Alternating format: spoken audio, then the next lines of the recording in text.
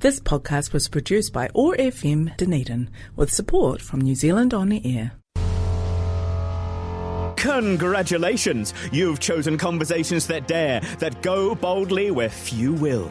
I'm Harry Almey, and this is the Almey Alternative on Otago Access Radio. Yes, my loyal listenership, we're back. Last week we talked with Flynn Nisbet. Our discussion crossed into student culture and that dream of a past without university fees, which none of us were alive for.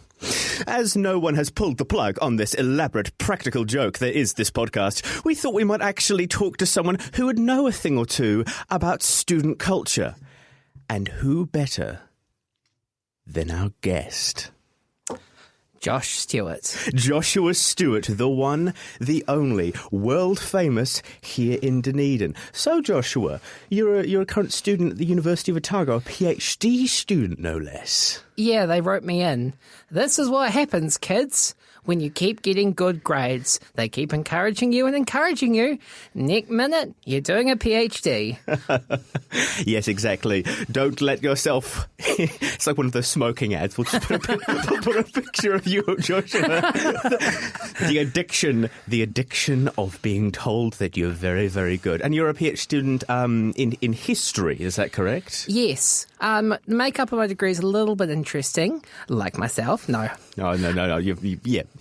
So I'm conjoint between the history department, supervised by Tony Ballantyne, and Te Tumu, the School of Māori Pacific and Indigenous Studies.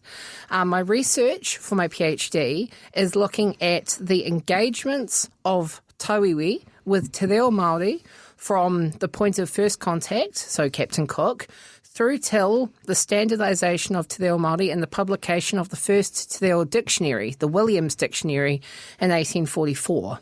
Looking at this scope covers engagement with te reo Māori as an Indigenous language through the period of early cross-cultural contact, the emergence of of formal consolidation of the British Empire through annexation, the Treaty of Waitangi, and subsequent planned settlement, and takes a little bit of inspiration from one of my ancestors who, according to family legend, arrived in 1840, became a farmer in the Wairarapa, and so the story goes, he learned to speak Māori as part of living in an isolated community to speak with his neighbours.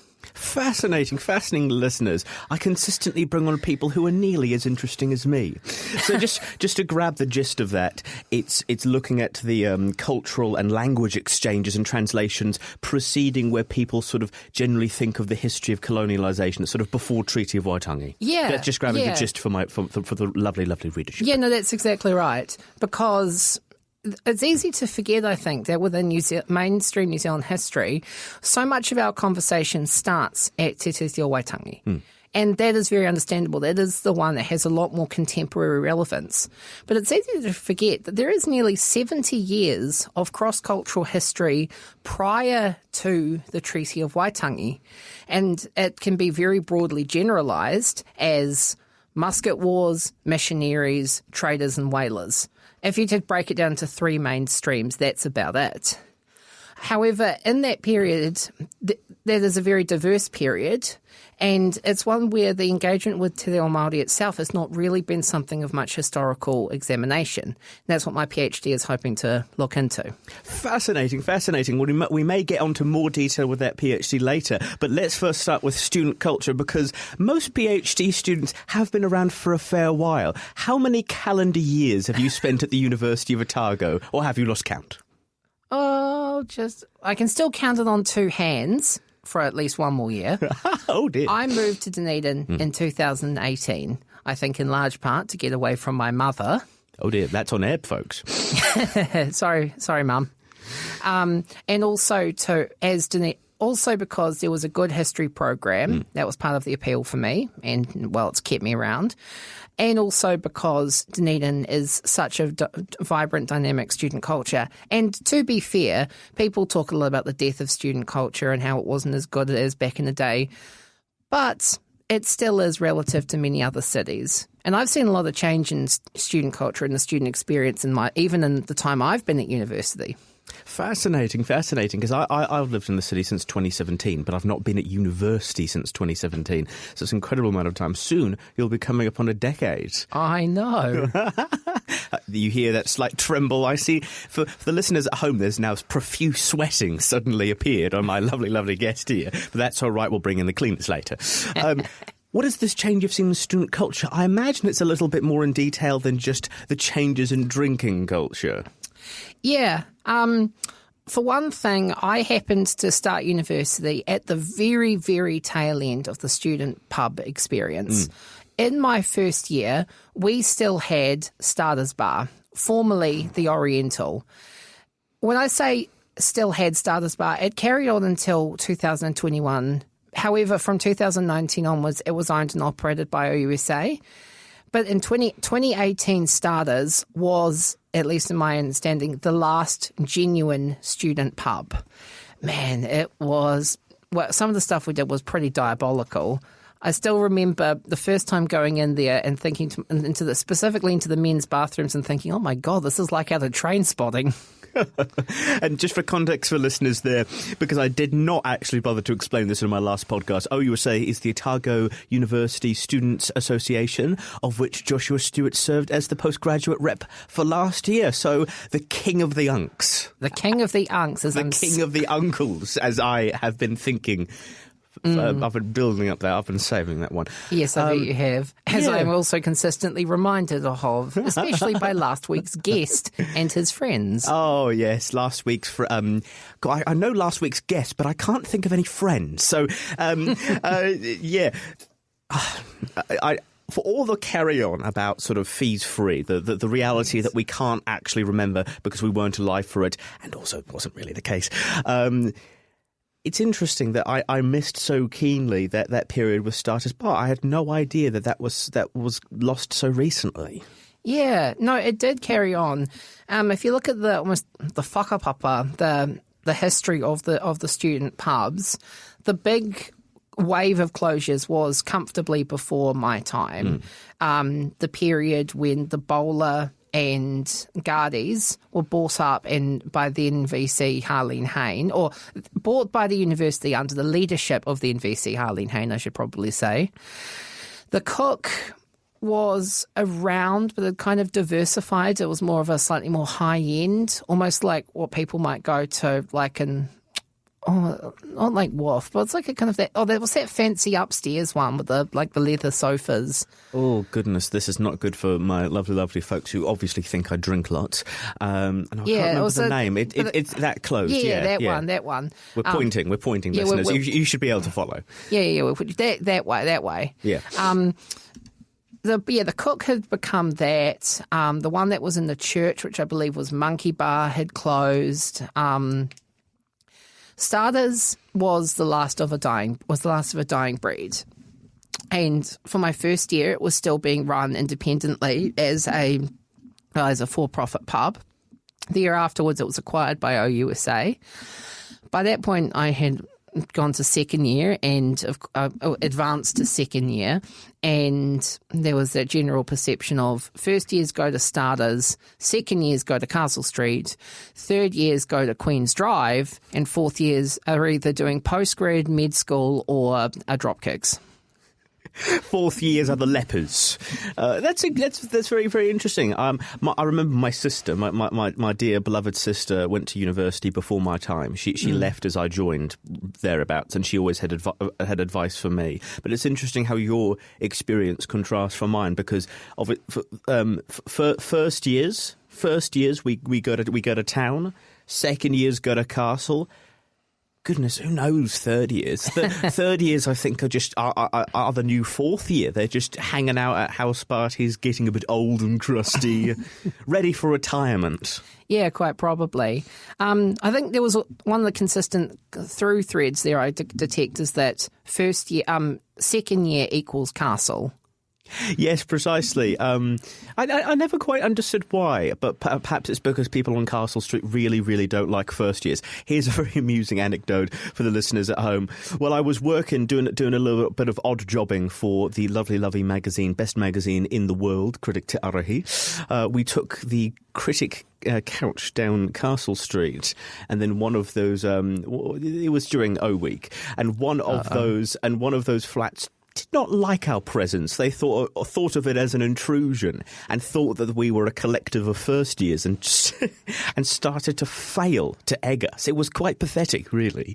But we were all quite flattered. As the eggs came flying, we were all quite flattered. We thanked them because to an individual, to a man and a woman, we were not first years. We were fourth, third years. We thought we were quite flattered that they thought we were. Oh, that's almost as flattering as still getting ID'd at Leith Liquor. Exactly.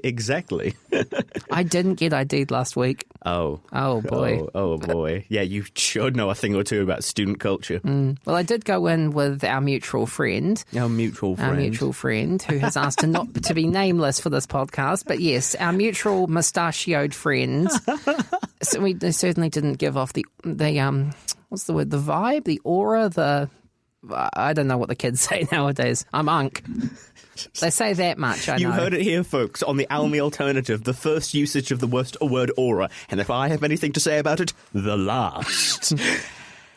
So student culture, what do you think has been the change, the effect on student culture for the closure of that bar? And indeed, as you said, quite a few bars in general have closed in Dunedin. What do you think the effect has been? Well, I've always thought about the closing of student bars is not necessarily part of is not an isolated thing unto itself. Firstly, there's the reforms to liquor trading laws. Obviously, prior to 1999, liquor could not be purchased as readily available as it was. If you wanted to get your booze, you had to go to either a dedicated liquor store or you had to go to the pub. Now it is accessible at pretty much any supermarket, any dairy that has its liquor license to trade. There are more places now to freely purchase alcohol. This has inevitably led to a decline of pubs, at least in the student sector, because of the sheer economies of scale. We want to drink cheaply. Undergrads in particular, I'm not sure about postgrads, I think we just cry. But people want to be able to drink cheaply. You can understand of it. It's part of being a student, almost some rites of passage. It becomes easier and cheaper to buy your stuff and drink at home than it would be to go out to a bar. In fairness, we were terrible in first year. It was almost a bit of a joke at my hall. And yes, I went to Arana, and yes, I know. We're currently on the air, so I can't. We can't say what the capping show would say in this circumstance, but yes, you were saying about your hall? We would purchase a box, see how much of it we could realistically get through drinking at the hall, and then still be able to get into starters. I was not a great patron of starters, largely because I was pretty sloshed by the time I got in. Although, for the record, I was an excellent patron of their $3.50 cheeseburger. So I contributed economically in that sense. But yeah, to return to the overall point, liquor trading laws have made it cheaper for people to drink at home, and people do that. However, part of the other problem with that is whilst it's now cheaper to drink from home, it also has not been a space which has been actively facilitated. And the clearest example of that is the university's proactive closures of bars adjacent to the university property, the closing of the Guardies and the closing of the Bowler. Whilst you can say, oh, well, people would have been drinking anyway, it was very clear from university leadership that the expectation was we do not want people drinking in bars. We do not want pub culture around. However, rather than the, dare I say, American-style prohibitionism of Harlene Hayne, well, if the shoe fits, people did not just stop drinking. People carried on drinking in increasingly unsafe and unregulated environments, culminating with Sophia Cristani, who I actually knew. She was my year. I actually had gone drinking with her a few times. She'd also gone to school with quite a few of the people who were in my halls, and I knew people at that party that night. A good friend of mine broke her ankle in the same pile-up. Samson, the wonderful hero who was able to get her out of the rubble pile. I played basketball against him. I actually, that night, had been out for a walk, and on my way home, I was living on Albany Street at the time, but on my way home as I was going down Castle Street, I popped my head into a couple of parties, because I knew that's where some of my friends from halls were living. Popped in, said hi. Oh, what are you guys doing? Oh, we're going to be going off to the Manor after this. I'd gone to a Manor party earlier that year, in about February that year. It was a very similar vibe. I remember it being incredibly claustrophobic and incredibly packed in like sardines. So I remember seeing one girl I knew from my hall do a very dangerous climbing maneuver to avoid the middle rung of the banister and hop up and over it, despite the fact there was probably a 3-metre drop under her. She pulled it off. I think she ended up becoming an anti-vaxxer, but that's a different point. Yes, and just for the listeners at home, the tragic case of Sophia Cristani has been commemorated with that scholarship that is quite visible within the university. She tragically passed during a stampede in a very packed university party. It was well before my time, so I've only heard bits and bobs, but it's been the thing that's raised awareness to the unsafety of house parties and the reliance of students on house parties. But obviously that happened. So the pubs closed. That happened. Big awareness, money, action. But has any obviously nothing like that has happened since. No. But has what's changed? Because I understand. I think listeners at home will realise that there's not been some great revolution. Pubs continue to close, house parties continue to happen, but maybe student culture has changed. Maybe there's a heightened awareness of the dangers of overcrowding, because I've not heard nor seen many packed as sardines house parties since. No. Well, I'm also thinking in the general chronology of things. 3 months after, early November, so 5 months after that, obviously 2 months of those are written off because it's summer. But then you have O Week 2020. Everything is a little bit more subdued, I'd say. But then, of course, shortly after that, you have the COVID pandemic. And I think that had a bit of an impact as well, partially because in terms of people going out to venues for comfortably a year and a half, there is not a culture of going outside, going to get spaces. Everyone's world's become that little bit more kind of insular, don't they? Yes. However, things are, I tell you, that was really observable in and around campus and for a few years afterwards. Obviously, 2020 and 2021 are exceptional years exactly because of the extended periods of lockdown, social distancing rules. But even for the years after that, 2022 through 2024, a bit of 2025, I remember at this point I'd gotten to my postgrad and I'd also started doing some tutoring through both the history department and Te Tumu.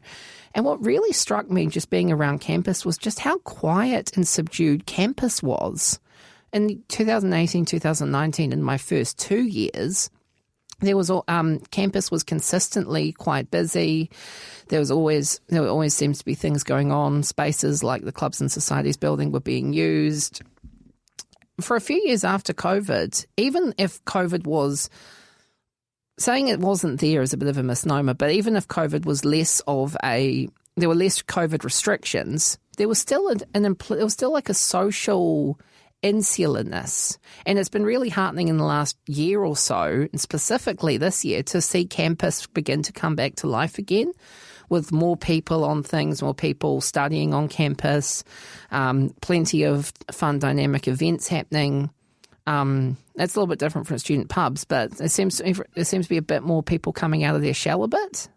Yes, and charting a brave new course, because there's I had the good fortune of being able to hit university without a year of COVID, despite its effects on my high school education. My condolences. But I imagine a lot of these students will have had the necessary space between COVID and now, charting a new course. That there's so much space they can't remember student pubs. Yeah.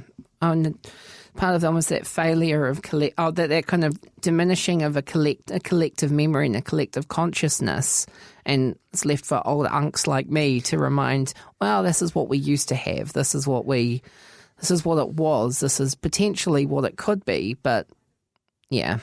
Yeah, it always reminds me of the collective memory around, to bang on about it, the time in the 80s where fees were free at the university, because while there is an extent to collective memory, that perhaps there's a bit of a risk of nostalgia, because there is a collective memory out there. It's just a cohort which is creating a new one. I'm really glad you brought that up, because I do have some thoughts on that. About the happy days of the happy nostalgia of fees-free and university culture. And I think one of the things that is easy to remember and easy to romanticise, especially from the people who went to uni, is that compared to nowadays, a lot more people didn't go to uni.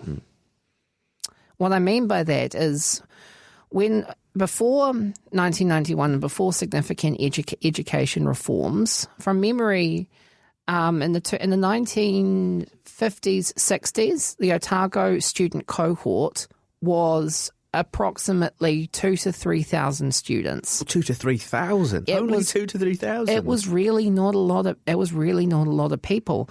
It had increased. It's obviously increased nowadays. But even in these kind of 80s that you're talking about, there were far less people at university, and there were far more restrictive entry policies. I mean, I don't think any of the people now. I don't think people nowadays quite realise just how difficult it was to get into university. Prior to the NCA reforms, when you still had school certificate, you had to get school certificate 1, an equivalent of your fifth form, now equivalent to your NCA level 1. Then there was university entrance, which was a separate thing entirely. And if you got through both of those, then you were able to.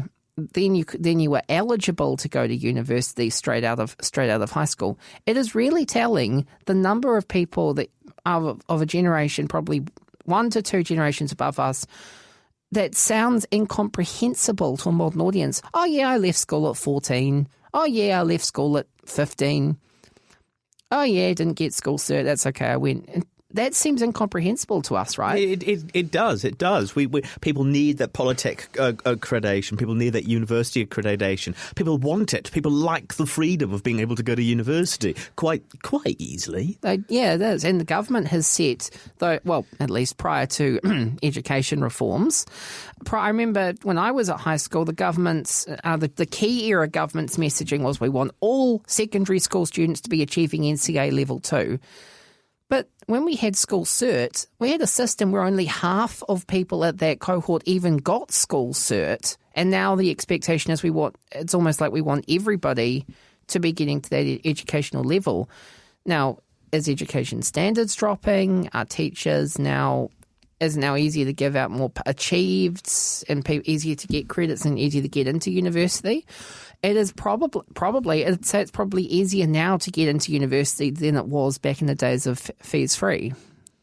Fantastic. Here we are, people, the Almey Alternative, putting alternative in the alternative, speaking truth to that slightly rose-tinted nostalgia from all those people who have the word education is a right tattooed on their back. So you're suggesting that basically the cost of having university being accessible and to 20,000 people is fees, essentially. Well, there's a tiny bit of a caveat to that in that international students and international students' fees. I don't have off the top of my head the proportion of Otago students who are international students, but I do know that's a pretty good income earner for the university. However, even if we look at purely domestic enrolments and chart the course and chart what it would cost for a fees-free degree for all tertiary students, is that something that, without significant other reforms, would be achievable? And given it becomes an economic issue, becomes a degree of it has to be considered as part of an economic decision. And is that a wise economic decision? And here's possibly the hot take. I've done a fair bit of tutoring over the years. I've tutored in history and te reo.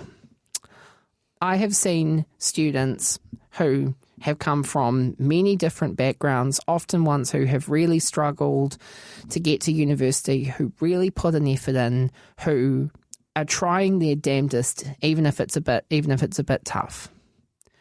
I have a lot of consideration, a lot of sympathy for them. I have also had a lot of can only be as entitled little bleeps. I've had plenty of people who, through no lack of intellect, have not come to class, have not come to tutorials, have not read the syllabus, have not read the readings, have not taken the necessary things to have high educational achievements, and clearly haven't put in the thought, the time, or the care. I can tell you that as a marker, it is really, really, really frustrating to see that lack of consideration for your work when you're paying so much to be here. Sometimes I look at some and think, what the hell are you even doing here? Yes, indeed, Joshua. I know plenty of the plonkers myself. You work with them at Critic. No, I do not. No, I do not. No. There are only academic weapons. Right, that was the Almey Alternative. My big consideration, love you guys at Critic, love you, Sam. There are only academic weapons. Only academic weapons at Critic. Critic te arohi. On the executive is another matter, because of course that distracts and takes up a lot of time. But no, it was very interesting. In my first year at university in 2023, before this national-led coalition government made the changes to move fees free to its last year and indeed abolish it, actually. Sorry, second years. I knew an individual who had fees free for their first year and not only managed to fail all of their papers in their first semester, but also then failed the papers in the second semester specifically designed for people who failed those papers in that first semester. And they were in halls, so they did end up spending a considerable amount of money, but you just look at the amount of money that the country is spending on that education, and you think maybe not. There we are, people.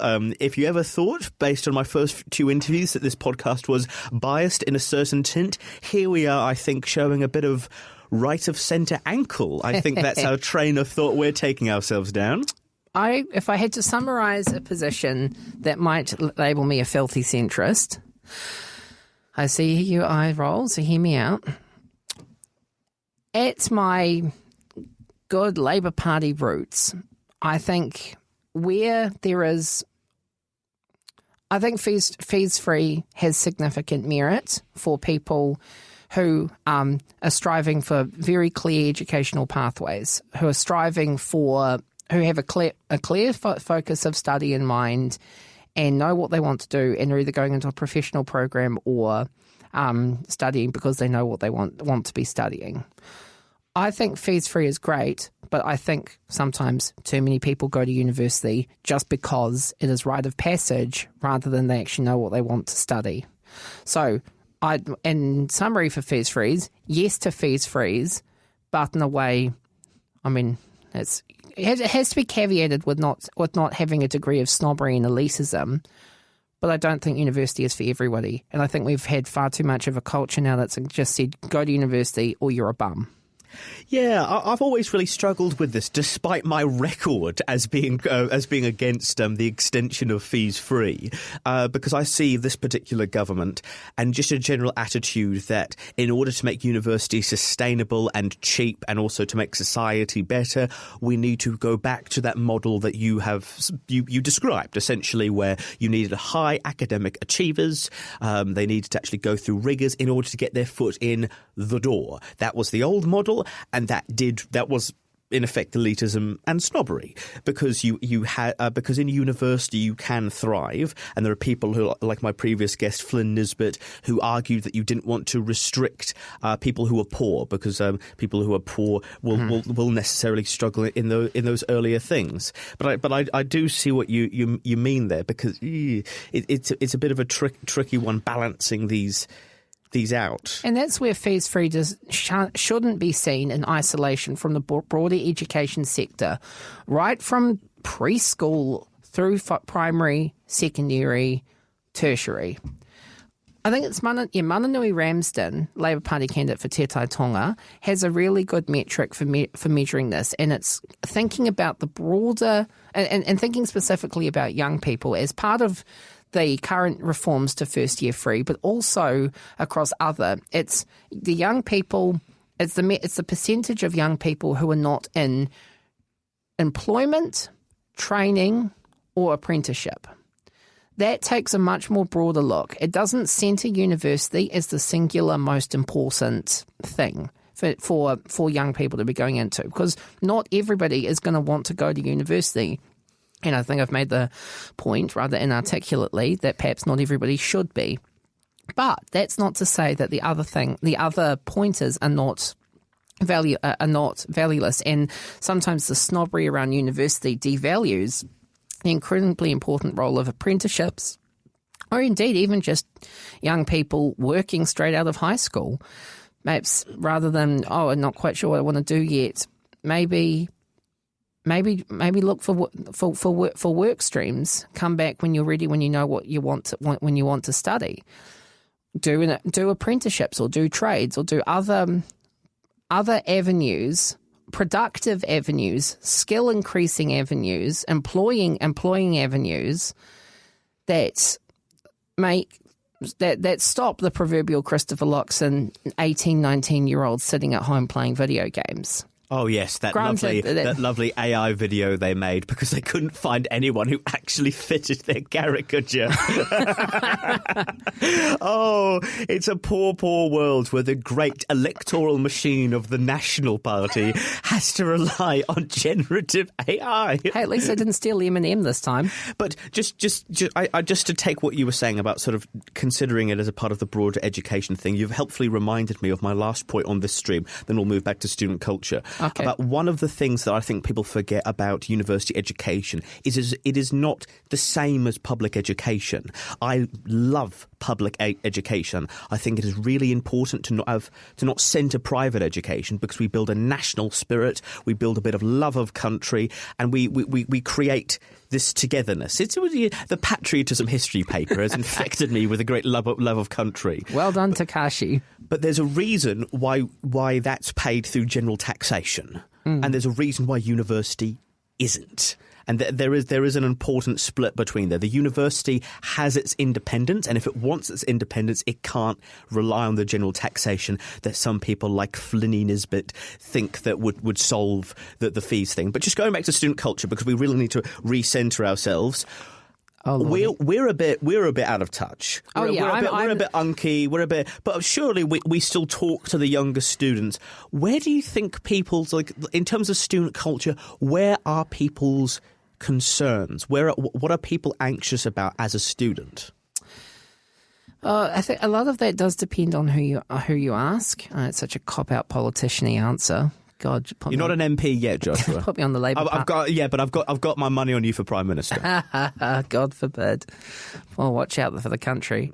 I think some of student concerns are not removed from the concerns of the general population. I don't think it's unreasonable to conclude that cost of living and cost of living and also climate change, because in cost of living climate, which is a much more immediate material concern, it's easy to forget that climate change at one point was the single largest issue for young people and should be even more alarming given that most scientific consensus has argued that humanity has already crossed the 1.5 degree threshold, which is concerning. And we're now seeing that more and more through extreme weather events. However, on a more material level, cost of living, quality of housing, it seems to almost be that housing, even if it is kind of iffy, bit my tongue there to adhere to wonderful radio guideline rules, even if housing is iffy, it seems to almost be an accepted rite of passage of, I'm going to live in a shit. So I was doing so well. No, that's all right. Well. You can, no, that's fine. Keep going. I can live in an iffy house, and then when I finish uni, then I'll move out and move into a better house when I've got my job. I don't think it's possibly a concern which is sometimes slightly over-exaggerated. You hear, and this is perhaps my BA background bias coming in, people, I'm going to do this degree and I'm going to graduate and I'm not going to be able to find a job. And then people often do finish and end up finding jobs in relevant field areas. Granted, that might be a little bit more difficult now given reforms. I think sometimes there can be a little bit of a slightly fatalistic mindset of, what's the point? Why am I doing this? I'm just going to end up going on the dole immediately after this. It's not certainly that's the reality for some graduates, but not to buy Grant Robertson's complete propaganda, something like 95% of Otago graduates go on to either employment or further study on the completion of their bachelor's. Yes, that's very interesting. And of course, it's totally reasonable to describe the state of student housing as comparable to dung. That's perfectly not a faux pas. Perfectly not a faux pas. It is interesting.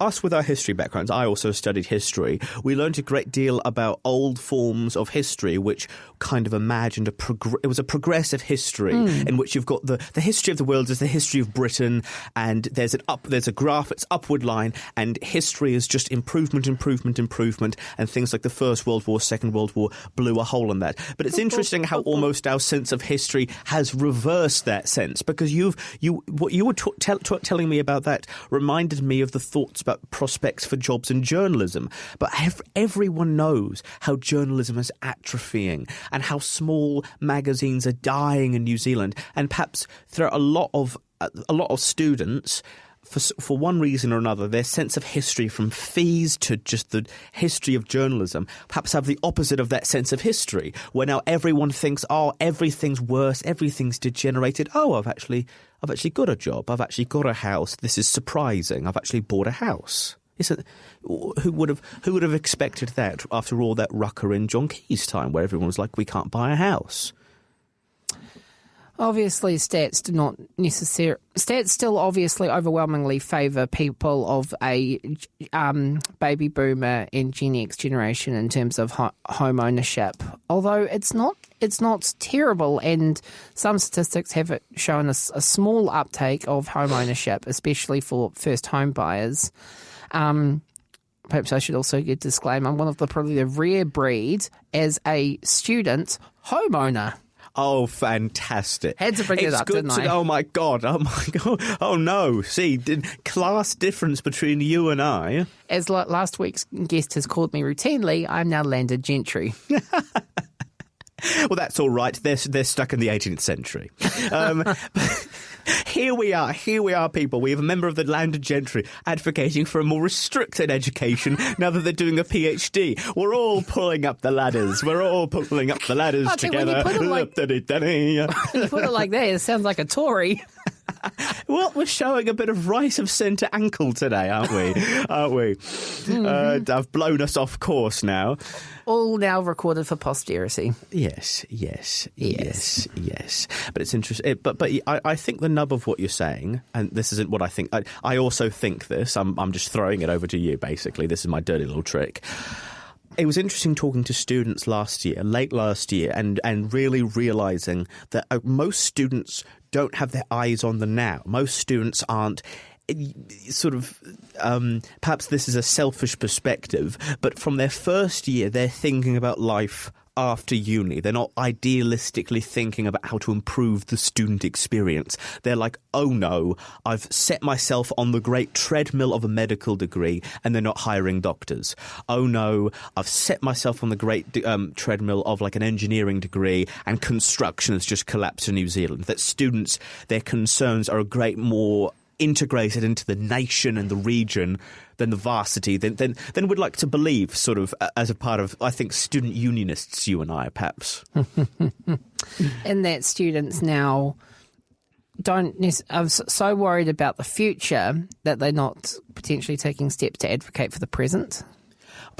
Perhaps so. I think it's like what I'm trying to say is it's interesting how the Otago University Students Association is thinking about paid placement, because paid placement hasn't got anything to do with the university necessarily. The paid placement is regarding workplace rights, but obviously... Workplace rights were organised through Health New Zealand. Exactly. So OUSA has its eye on improving the lot of students once they've left, once they've started taking placement as trainee teachers. So even OUSA has realised that in advocating for students, they can't just improve conditions as they are now.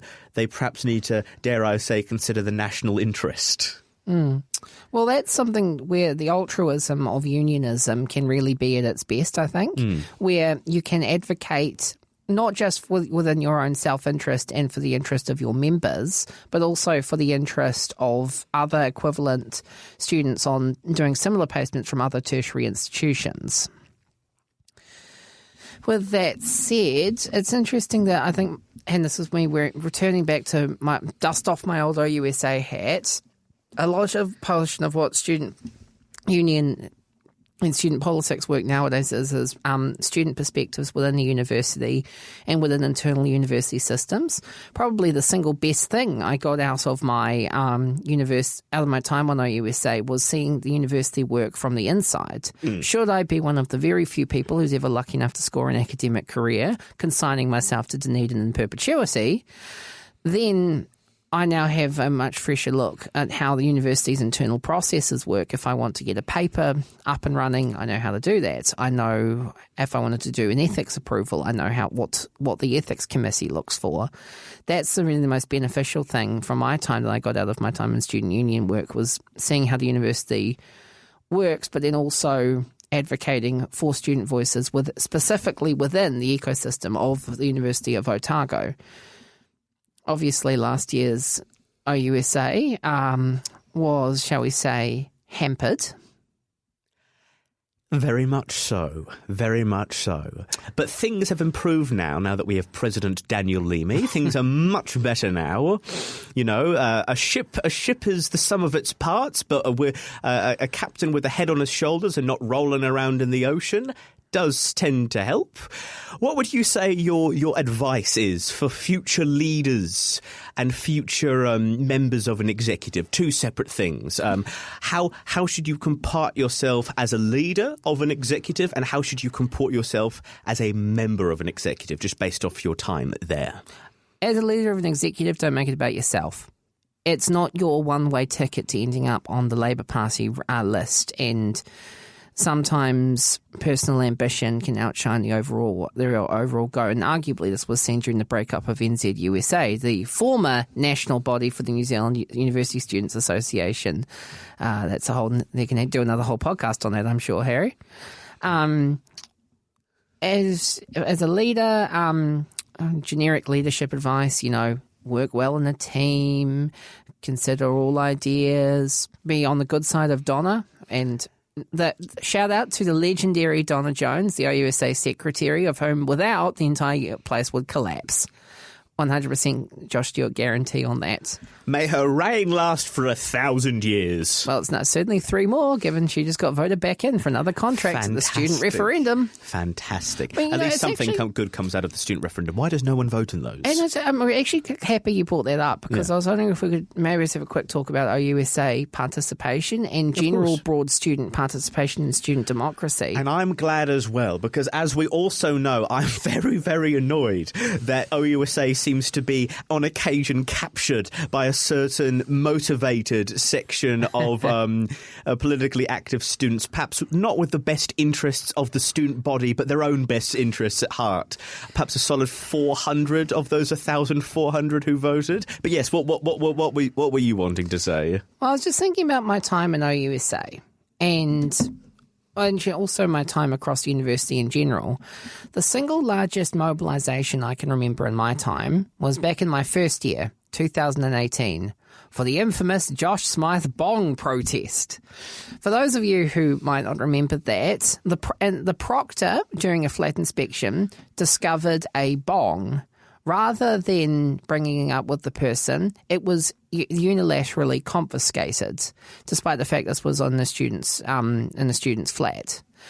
This provoked quite a bit of outrage, because if the thought was, if the proctor can do that for any contraband, and is there such a thing as private property and are flats removed from the university. The inverse argument was, well, better that the proctor deal with it in-house before it gets escalated to police level.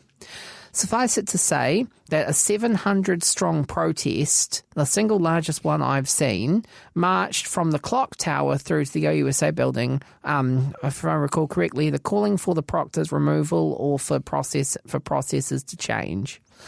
There's also, I should mention, one that was not without controversy because it was organised by the then and now infamous Clubs and Societies rep, Josh Smythe. This was organised without necessarily the full exec sign-off. And I remember very excitedly following a mob to the second story of the Clubs and Societies building where maybe about 250 people were packed in for essentially a public disciplinary hearing, and we were wondering if he was going to get the boot then and there and a motion of no confidence passed against him. He got a growling from then President Caitlin Barlow, but ultimately, State kept his job. He also then got re-elected the next year and the year after that, and then dramatically resigned in 2020. A story for another day. But But even then, your principal example of the most heady student protest, dare I say, with the most reasonable demands, pales in comparison to a protest I attended, the hospital protest, where tens of thousands of people turned up. Why are students disengaged? I think part of with OUSA, mind you. Yeah, I think there's a number of reasons for that.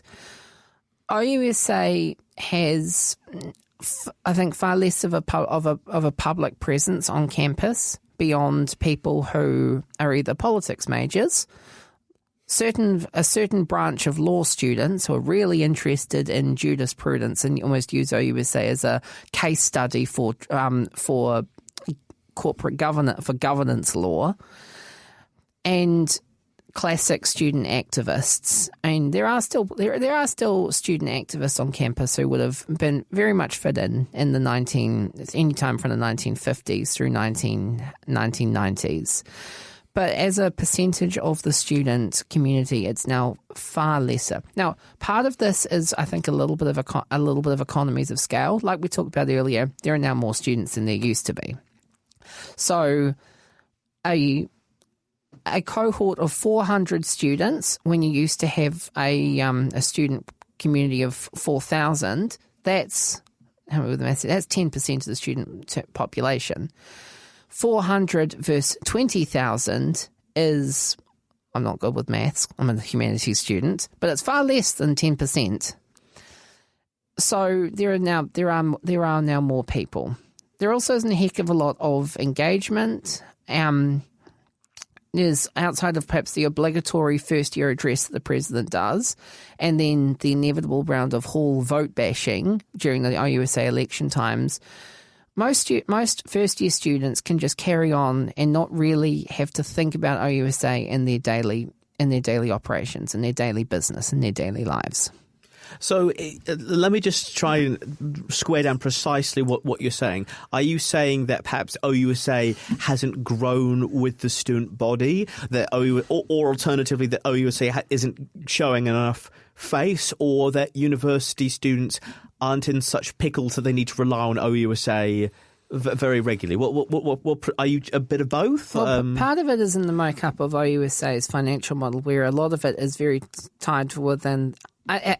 On the repeal of VSM, which made student union membership voluntary and made student union memberships a lot weaker nationally, OUSA has stayed on relatively good sides with the university itself through the Student Services Agreement, in which funding is provided by OUSA, by the university to OUSA for OUSA to carry out its business.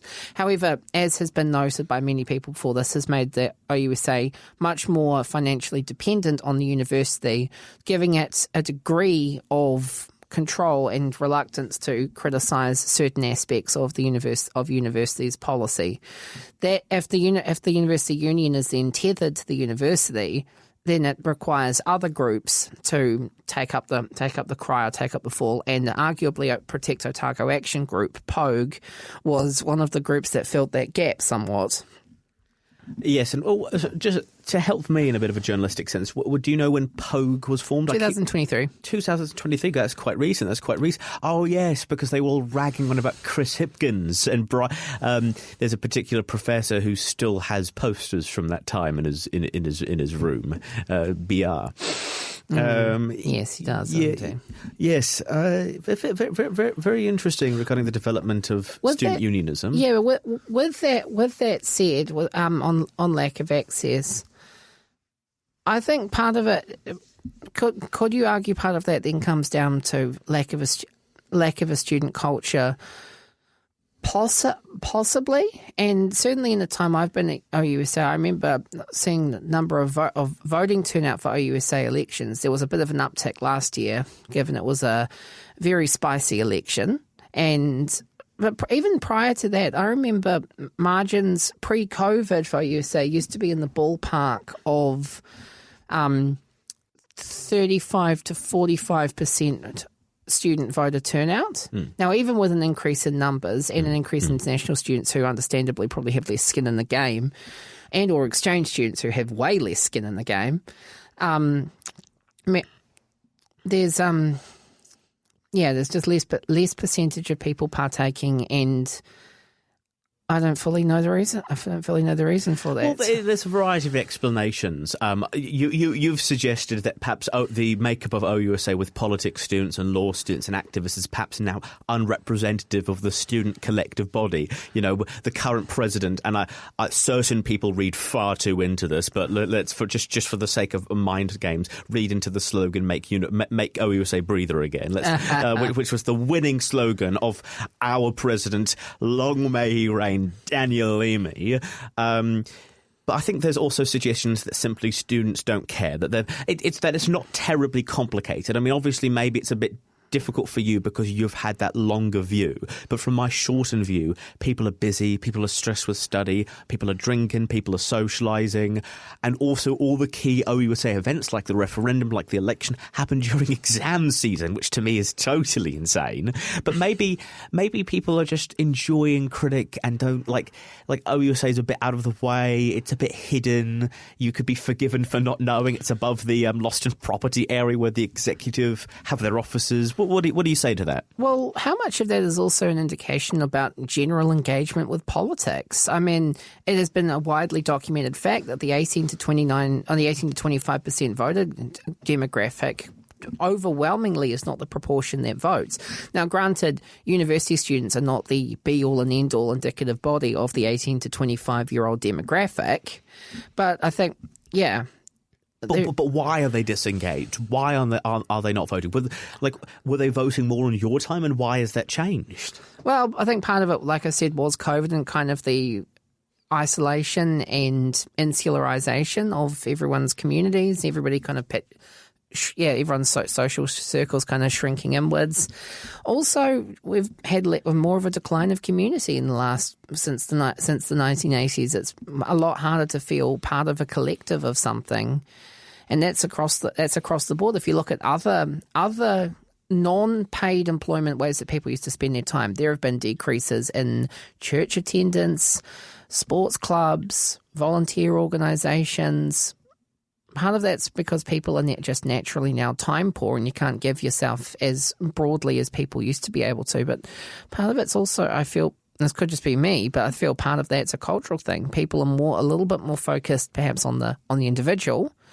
And yourself, and a little bit less locating yourself within a broader community. Now, obviously, there are significant exceptions to that. I'm talking, I think, to a very kind of upper middle class, parkour, educated worldview, and I can't obviously speak for other communities, but yeah. Yeah, that's my 2 cents on that. Goodness me, upper middle class. Don't be modest, Joshua. It is interesting how we always come back to the 1980s, and I'm always with this definitely not being my bonnet.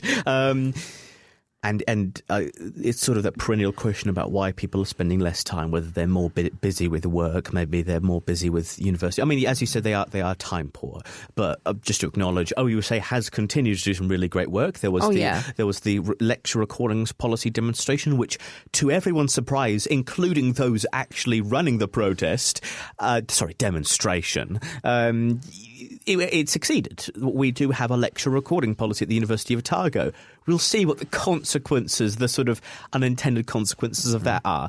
Critic continues to be the best magazine in Aotearoa with excellent art, very, very good editorials, and the occasional piece from yours truly. Oh, and the awards panel is made up of former critic writers.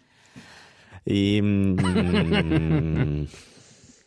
you, Sinead. Watch yourself, Stewart. Watch yourself. Try me, Almey. Almey? You can do better than that. You can do better than that. No, I can't. Right, we're coming up to the end of the podcast. What are the final things you want to say? You've got a solid 30 seconds to talk about student culture. Student culture. If you're a current student and you're listening to this, join a club executive, go to $4 lunch, go to free breakfast, stand in for OUSA exec election, make sure you vote, make sure you get all your friends to vote, try the pies from Cafe Albany, they're actually really good, I promise. Don't waste all of your money on alcohol. If you have a little bit to spare, possibly consider put some of it in the stock market. Don't sign a flat with people you've only just met. Be careful on St. Patrick's Day. We need the Albany pedestrian crossing. Well, sure, I can see you're concerned about that, but now I'm trying to get my points across. My apologies. And generally enjoy your time at Otago and stay here because this is the most special city in the most special part of the world, in the words of our best counsellor. Fantastic. And surprise question round. Quick fire. Favourite Prime Minister in New Zealand history? Norman Kirk. Least favourite Prime Minister in New Zealand history? The current one. Favourite colour? Green. What's your name? Josh. Incorrect. Your name is Norman Tebbit, the 13th hundredth. How many houses are you going to own in 20 years? 2. Incorrect. 5. That was the Almey Alternative. Today we talked to Joshua Stewart, and next time, who on earth knows? Gad, what an enigma. Every day the horizon of our imagination grows. I can't wait for tomorrow. You can find more episodes of the Almey Alternative on oar.org.nz, Spotify and Apple Podcasts. See you soon, dear listeners. This podcast was produced by OAR FM Dunedin with support from New Zealand On Air.